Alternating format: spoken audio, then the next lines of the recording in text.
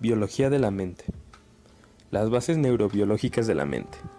El deseo irresistible que nace en el corazón del hombre por verse a sí mismo como algo aparte de la naturaleza ha estimulado desde Platón hasta nuestros días concepciones duales de la condición humana. René Descartes postuló que el hombre está constituido por dos esencias distintas, una extracorpórea, la mente pensante, consciente y eterna, y otra corpórea, sujeta a las leyes de la naturaleza.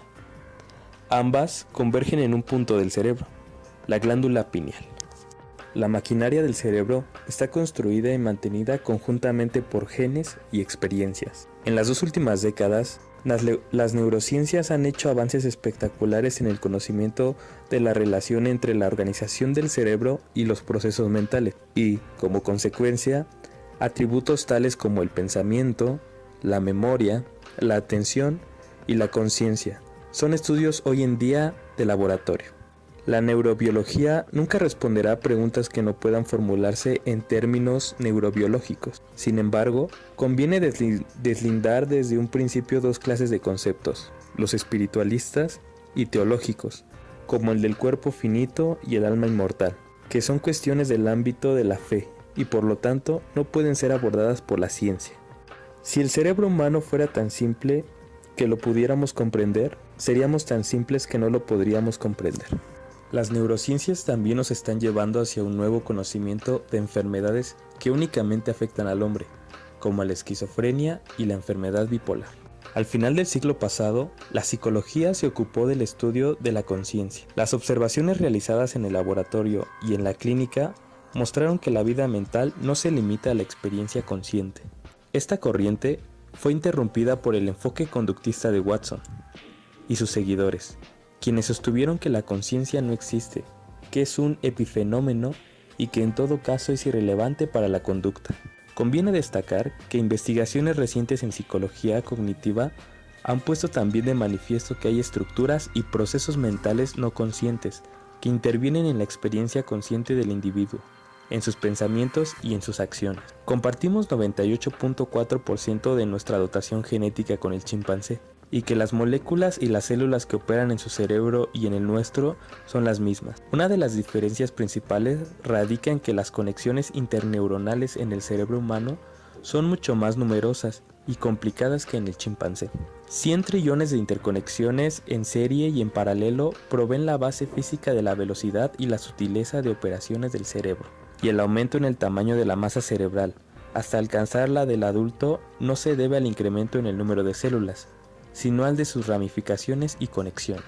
La maduración de las neuronas en el tubo neural del embrión requiere de estímulos tróficos, un proceso que persiste después del nacimiento. El universo de conexiones sinápticas que toman forma en el cerebro refleja la suma de influencias epigenéticas, nutritivas y ambientales, que durante el desarrollo convergen de manera irrepetible sobre la dotación genética de cada cerebro. No hay 2 cerebros iguales, ni siquiera en el caso de individuos genéticamente idénticos. La evidencia de que los mecanismos implicados en el cambio estructural del sistema nervioso que acompañan al aprendizaje son similares a los que han sido identificados en el desarrollo embrionario del cerebro hacia su forma única. Otro hecho significativo es la unidad presente en la diversidad de todos los sistemas nerviosos animales a través de cientos de millones de años. La estructura de las proteínas que constituyen los canales iónicos y las bombas metabólicas neuronales se conserva con ligeros cambios en todos los seres animados. El aprendizaje es el proceso mediante el cual adquirimos nuevos conocimientos, y la memoria, aquel por el que retenemos esos conocimientos a través del tiempo. Aprender y memorizar son procesos centrales para nuestros sentidos de individualidad. Como en otras áreas de la ciencia, el avance en el conocimiento del sustrato neural de las funciones mentales está estrechamente ligado al avance de la tecnología. Cuando Hans Berger, psiquiatra alemán, diseñó el primer aparato para el registro de potenciales eléctricos del cerebro intacto, abrió el camino que en los años subsecuentes ha permitido el registro de la actividad eléctrica espontánea y provocada de las distintas regiones del cerebro. Su utilidad en la clínica es conocida, pero más que eso, El electroencefalograma ha sido un poderoso instrumento para la investigación de la operación de la mente durante la vigilia y el sueño. Otro de los grandes avances recientes ha sido el estudio de la inteligencia artificial. Los modelos de mecanismos cognitivos complejos, basados en circuitos organizados en serie, procesan lentamente la información y no son efectivos para simular los procesos reales del pensamiento. El cerebro no opera exclusivamente procesando información en serie, sino principalmente en paralelo, y por ello, los modelos más recientes incluyen organizaciones en paralelo capaces de operaciones más complicadas y refinadas. Hay modelos que reproducen con éxito algunas de las funciones propias del cerebro. De hecho, pueden, como el cerebro, resolver cualquier problema que se plantee mediante una fórmula lógica. Además de facultades de computación, el cerebro tiene otras propiedades que son únicas y dependen de su naturaleza biológica. Searle apunta que si bien las computadoras más avanzadas y complejas poseen sintaxis, no insertan ningún significado en símbolos, es decir, no tienen semántica. Por ende, las computadoras no pueden comprender. La experiencia y la educación en el curso de la vida nos individualizan mediante la afinación del patrón de conexiones neurales subyacentes a la función del cerebro. Todos los procesos mentales son biológicos y su alteración es orgánica. La localización de las funciones mentales en el cerebro. Conviene recordar que no siempre se pensó que el cerebro fuese el locus de la mente. En el antiguo Egipto, para unos el espíritu y las funciones mentales radicaban en el corazón y para otros en el hígado. A través de los años, dos puntos de vista acerca de cómo trabaja el cerebro han encauzado su estudio.